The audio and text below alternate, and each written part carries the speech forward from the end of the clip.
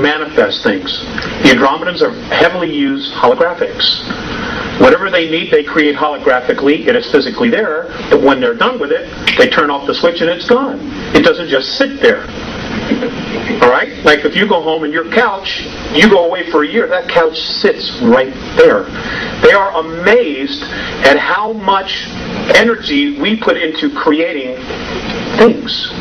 Things. Just things. Little tchotchkes that you put on the shelf. Books. You know, all those things take an intense amount of energy to create. They're amazed that we have this ability.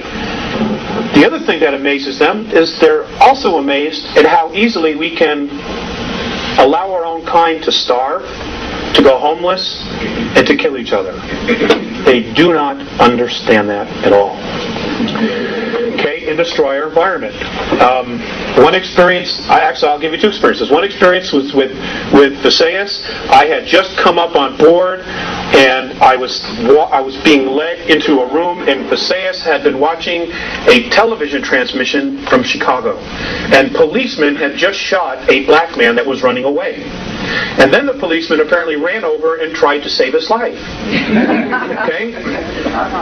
Visayas turns to me and he says, I don't understand your race. I don't understand why one would try to take his life and then the next minute try to save it. I didn't have an answer. In fact, many times I don't have an answer. Another time, I came on board. I was living in Lake Arrowhead at the time, and Mornay was looking at a group of meters on the ceiling of a ship, and it was all about the ozone and the air, oxygen content in our atmosphere.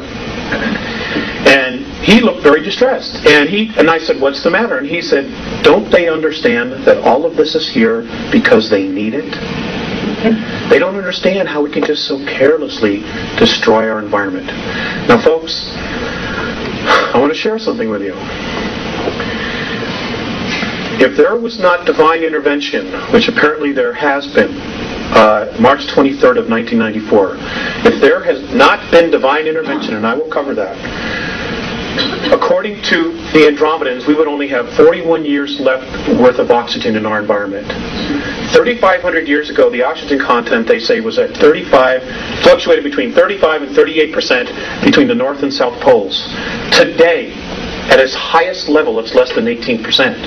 Now, those of you who took biology, what happens to the human form when oxygen as a gas goes below 15%?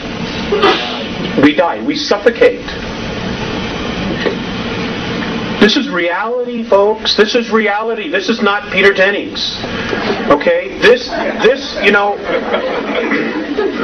I mean, we don't have anywhere else to go.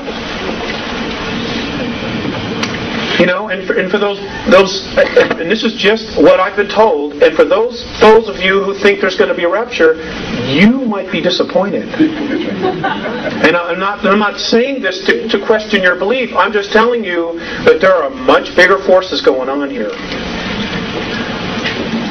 Okay, next slide, please. Save the question, sir, for later. Okay, please. Next slide, please. Okay, this is our solar system. There is life in all of these systems surrounding us.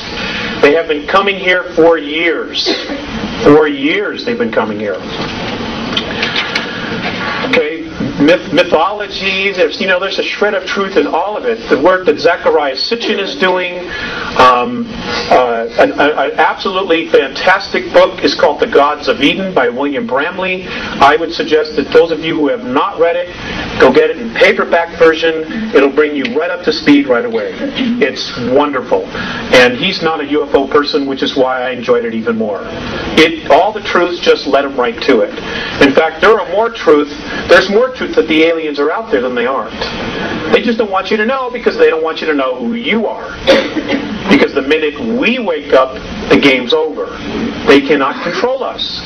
And if you look at our past history, if you read Zecharia Sitchin's books, we as a race, when we stand together, rebel against the gods, the ETs.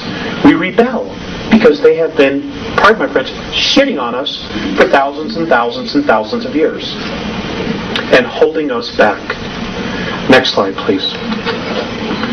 Okay, here's Earth. if we could just get a focus, thanks, honey. This is what's left of Maldek. You know the series of planets. The moon is not the only artificial. There are 9 artificial moons in our solar system, and I will share with you later what those are. I just want to cover a lot of information. Okay, next slide. Okay. Okay, this is the typical and traditional picture. Does that look focused to you? Yeah. Okay, maybe it doesn't. Okay. This is the traditional picture that we see of Earth. We got an awesome home, folks. It's one of the nicest ones around. But there are some things about our planet that have been withheld from us. For example, our Earth is, in fact, hollow. It is hollow.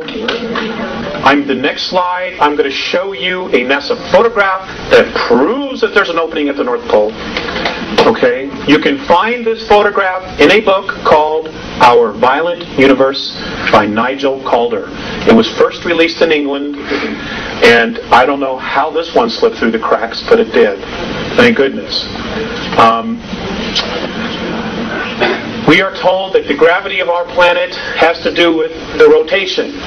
According to the Andromedans and their science, the radiation of the sun is what causes gravity on planets. And any body, planetary body that is approximately 29.3 miles or larger is capable of sustaining gravity because of the radiations of the sun. Now I realize that flies right in the face of what we've been taught. Well, again, I'm just here sharing with you.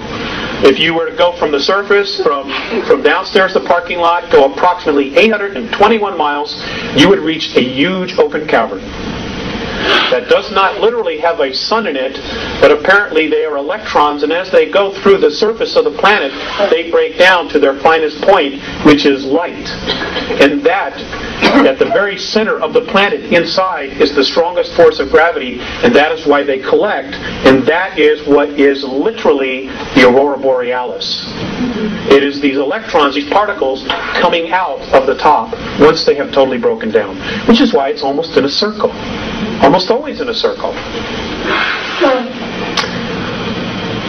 Next slide. Okay, right here. This is just north of Greenland.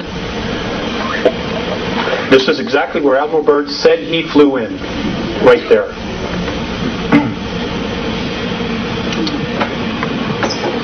This was taken in 1979.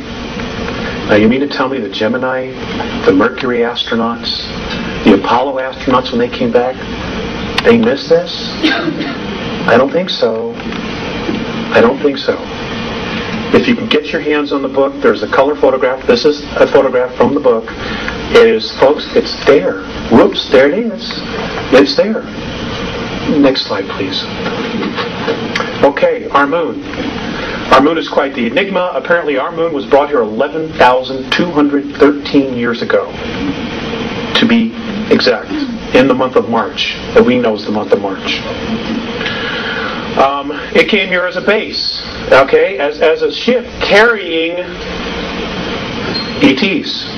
They were coming here to colonize. They did, in fact, colonize. In fact, many of what's left of them are living underground in our planet from 100 miles to 200 miles beneath the surface. Now, I've gotten a lot of crap for talking about this, but I'm just not going to shut up. The beings that brought this satellite here to our planet in the last 25 years are responsible for over 31,000 children disappearing from the surface. And I don't know if you're paying attention, but over 100,000 children a year are vanishing from the face of the earth. And folks, they're being taken out of here. And the governments know. The world governments know. All right, and we're going to cover that. We're going to cover that. Next slide, please. Okay, did our astronauts really go there? I know that there's been a lot of talk that maybe they didn't go there because of anomalies in pictures. Many of the pictures were faked because the pictures that the astronauts took, there was stuff all over the place. They couldn't hide it. Yes, they did go. But yes, there's been a manipulation of